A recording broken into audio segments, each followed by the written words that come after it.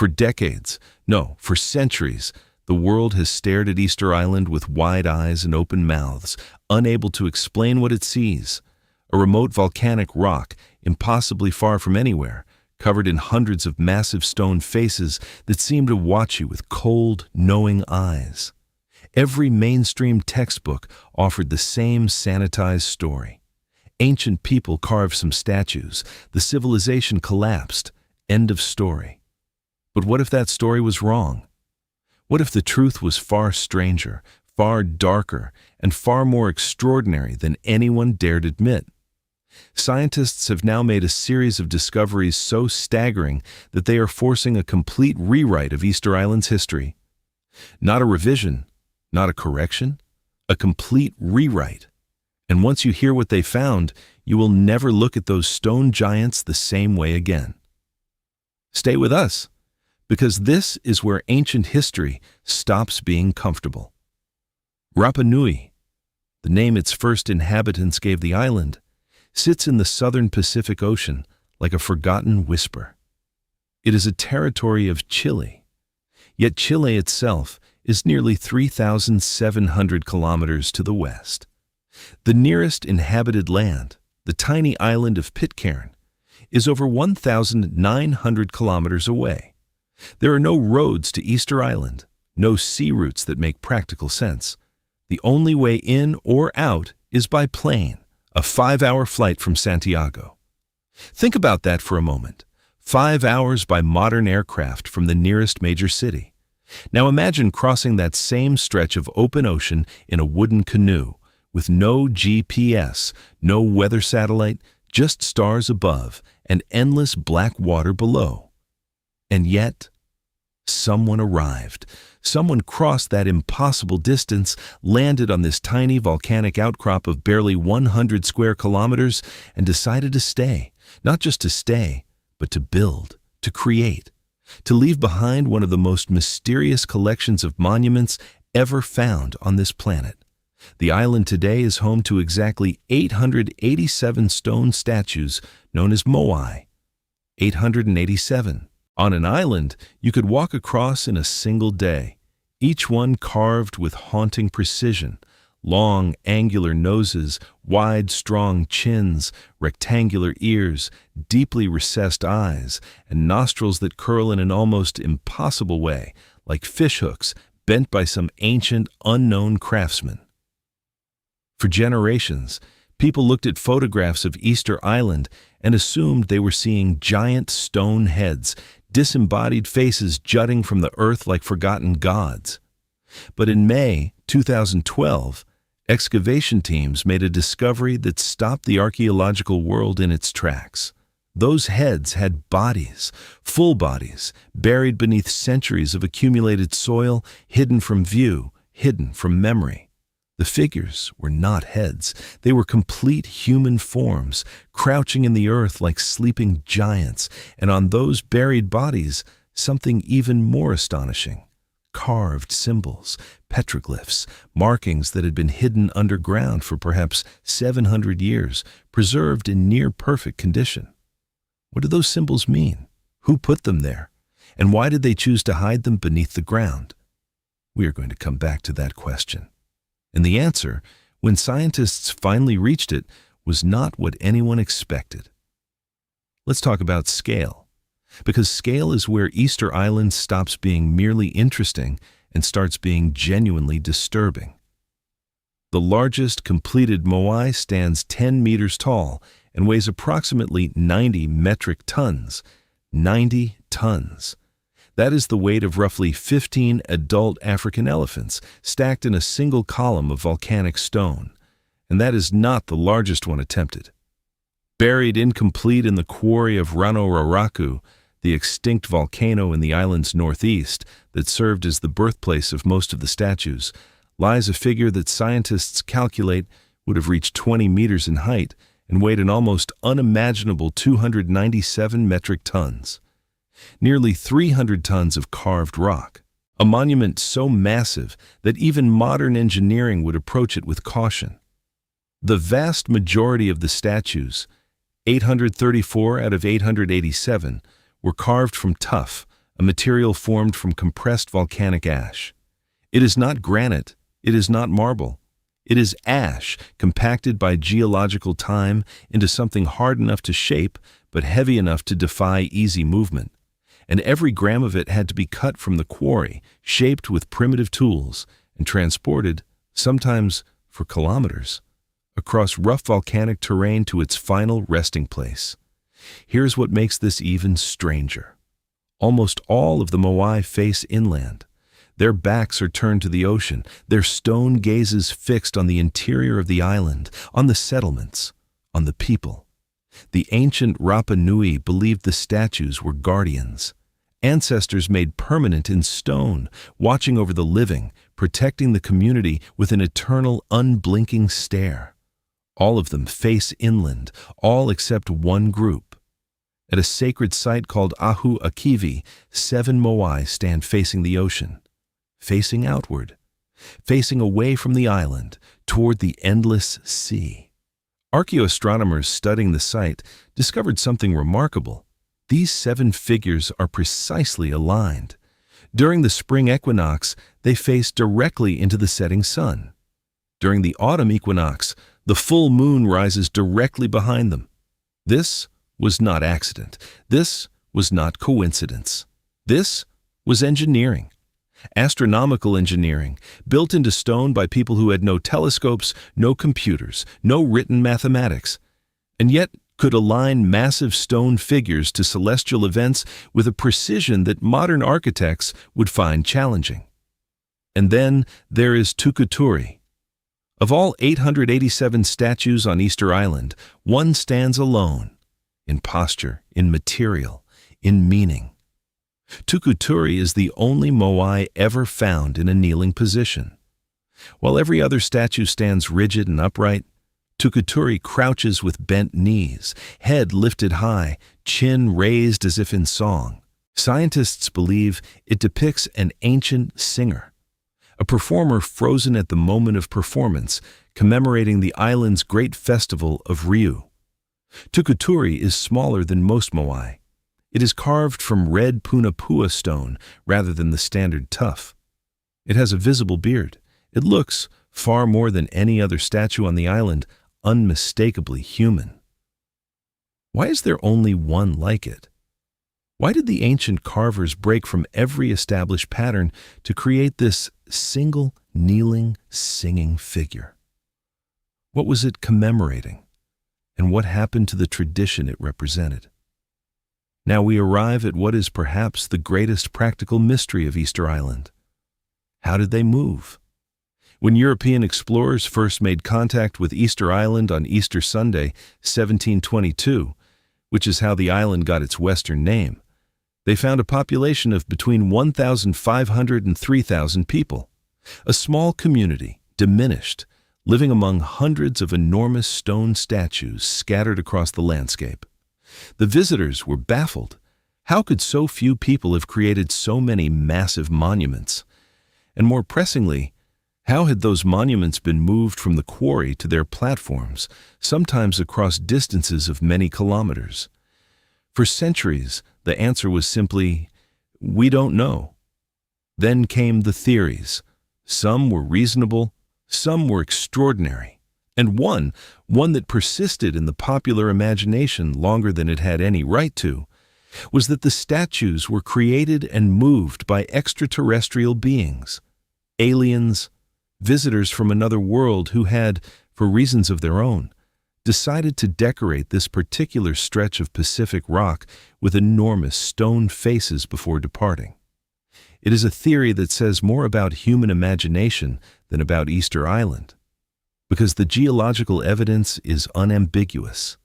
The stone of the Moai came from Rano Raraku, an extinct volcano on the island itself, not from another planet, not from another continent, from a volcano less than 5 kilometers from where many of the statues now stand.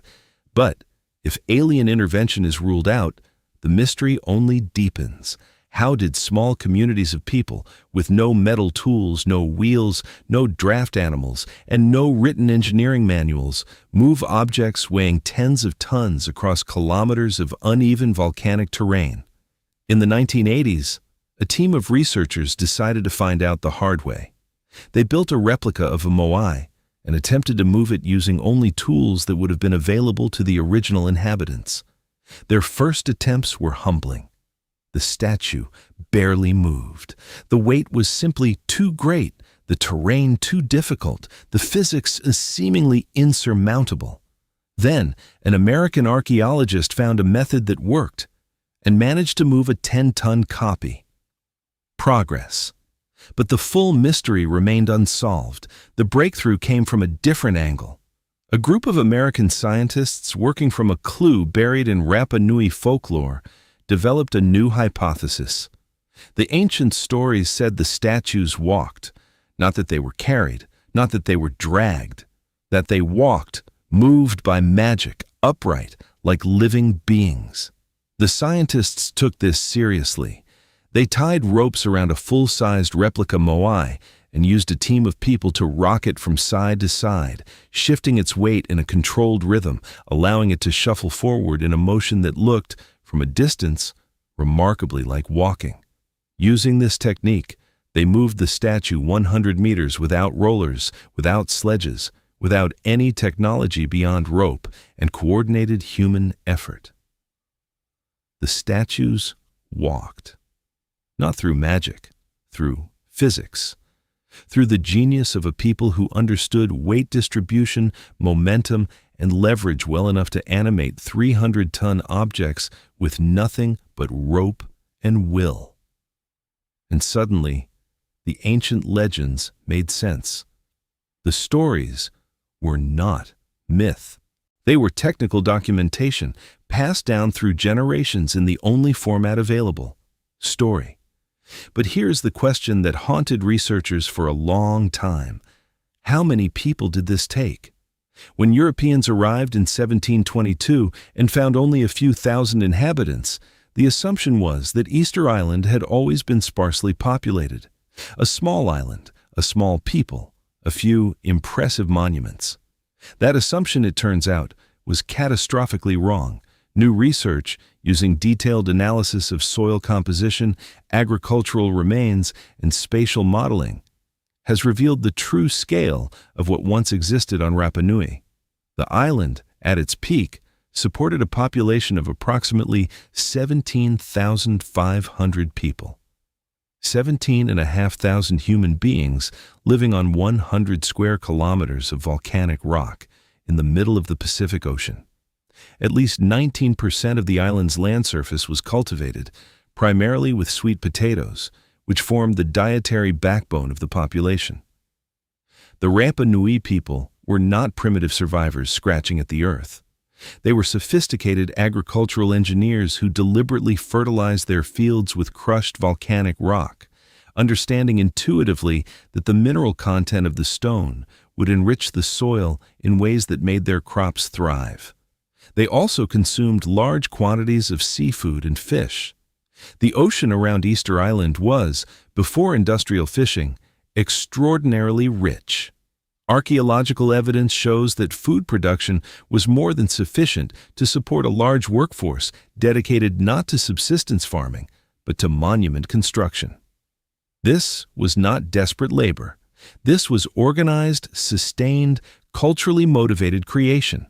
An entire civilization directing its surplus energy toward building monuments to its ancestors, monuments that would, the people believed, protect their descendants for eternity. Evidence of long-distance contact between Rapa Nui and South America has been growing steadily. Genetic studies have found traces of South American DNA in ancient Rapa Nui populations, suggesting that around the 13th century, there was real contact across one of the most formidable stretches of open ocean on Earth. And then, everything ended. For a long time, the story told about Easter Island's decline was a cautionary tale of environmental destruction.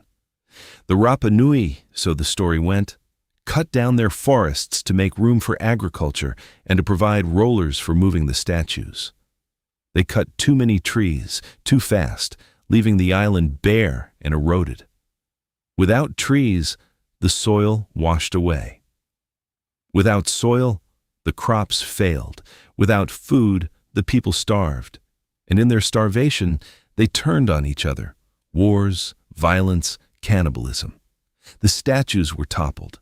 The civilization consumed itself. It was a compelling moral fable for the modern age, and it was taught in schools and repeated in documentaries for decades. But the science has moved on, and the truth is darker and more human than ecological collapse. Recent research has fundamentally challenged the ecocide narrative. The Rapa Nui were not reckless destroyers of their environment. They were remarkably thoughtful managers of it. They adapted to the island's limitations, invented techniques to compensate for its difficult soil, and sustained a large population for centuries on a tiny, isolated rock. The real catastrophe did not come from within. It came from outside. Archaeological and historical evidence now points clearly to a different explanation for the population collapse. European contact, beginning in 1722 and accelerating through the 18th and 19th centuries, brought two weapons against which the Rapa Nui had no defense. The first was disease. The indigenous population of Easter Island, like indigenous peoples across the Pacific and the Americas, had no immunity to the pathogens carried by European visitors. Smallpox, tuberculosis, measles, diseases that a European might survive, were death sentences for communities that had never encountered them. Epidemics swept through the island's population repeatedly over the course of the 18th and 19th centuries, each one leaving fewer survivors than the last. The second was slavery. In the 1860s, Peruvian slave raiders launched systematic attacks on Easter Island. Ships arrived without warning. Men, women, and children were seized at gunpoint and taken aboard to be transported to South America and forced to work in mines and on plantations. In a single series of raids, an estimated half of Easter Island's entire remaining population was taken. International pressure eventually forced Peru to return some of the survivors. But of the roughly 100 people repatriated, many were already sick. They carried tuberculosis back to the island with them. The disease spread rapidly through the survivors. By 1877, the census of Easter Island recorded just 111 living people. From 17,500 at peak population to 111. Not because they cut down trees, not because they made war on each other, because the outside world arrived and brought death with it in two forms: invisible pathogens and very visible chains. There is something deeply poignant when you understand this history about the way the Moai are positioned. They face inward. They watch over the villages. They stand between the people and the ocean, their backs turned to the horizon from which the ships eventually came. The ancestors, crystallized in stone, made permanent, given eternal vigilance, faced the right direction to protect their people from internal threats, from hunger, from conflict, from the fractures that arise inside any community. But they could not turn around. The ships that arrived from the sea in 1722 and 1770 and 1786 and the catastrophic years of the 1860s came from behind the statue's field of vision, from the direction the Moai could not see. And when those ships arrived, they brought the end of everything the statues had been built to preserve. There is a final mystery scientists are still working to fully understand. The petroglyphs, those ancient symbols carved onto the buried bodies of the Moai, hidden underground for 7 centuries, have not been fully deciphered. They are not the same as Rongorongo, the mysterious, undeciphered script that represents one of only a handful of independent writing systems ever invented by humanity. But they are something, a message, a record, a meaning. We do not yet know what they say. What we do know is this: Easter Island was not a story of primitive people doing something remarkable by accident. It was the achievement of a sophisticated, creative, astronomically aware, agriculturally innovative civilization that built lasting monuments to its beliefs, navigated the most remote ocean on Earth, and sustained itself for centuries on a tiny volcanic island. a civilization ultimately destroyed not by its own failures, but by the arrival of a world it had never encountered. The Moai still stand. Most of them, after centuries of toppling and neglect, have been raised again by modern hands. They stand on their stone platforms, their ahu, facing inland, watching over the settlements where their descendants still live. Their eyes are empty. But somehow, they see everything. If this story moved you, share this video. Leave a comment below. The Rapa Nui people deserve to have their true story told. The truth about Easter Island is not a mystery. It is a history, and history, when we listen carefully, always has more to say.